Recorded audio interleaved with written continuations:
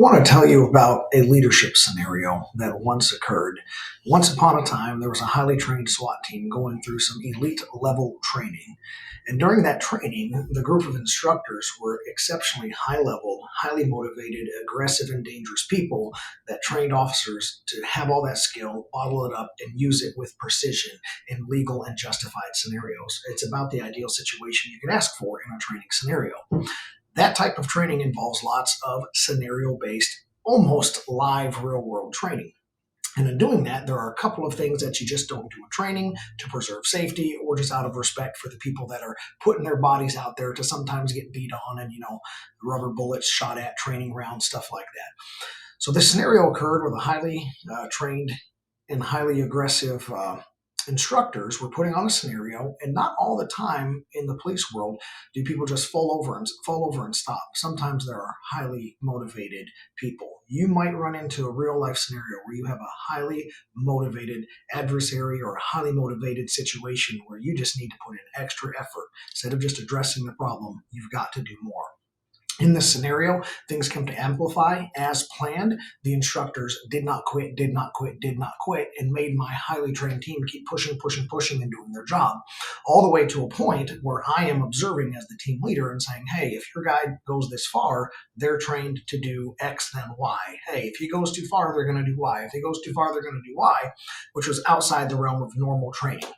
Well, they kept pushing. My guys did Y, and it caused quite the incident. A lot of testosterone came out, shouting, chest bumping, things like that. We calmed people down. I put all my guys in a room, and my guy that got involved was a very rookie officer. He'd only been on the team maybe 6 months, so he was very nervous that he screwed up and put the team in the bad position. I looked him in the eye and said, "You did nothing wrong. Sit right here. I'll take care of it." Set the guys aside. Got with the instruction staff. We hashed things out in a very calm, normal way.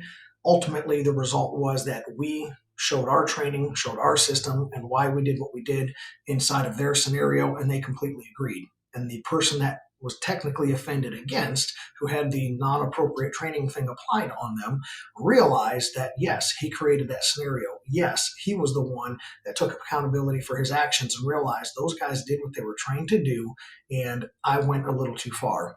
So what actually happened is that guy gave a lot of respect. Our officer earned a lot of respect. Our team earned a lot of respect, having known what to do and then applying what to do inside of that scenario. So it makes me think about, okay, here's this big critical moment where a lot of things could break down with a lot of real tough attitudes and egos, but it worked out. I had to step up and realize, not in the moment what I was doing, but I was leading out front. I had to put myself in front of my team. Anything bad, anything that can be on there has to go through me first. We had then the frame of mind to sit down and have a conversation and put egos aside and check everything. And it ultimately worked out where when the situation was resolved, they made adjustments to their training. We made adjustments to how we respond to certain things, which ultimately we ended up being right, which was great.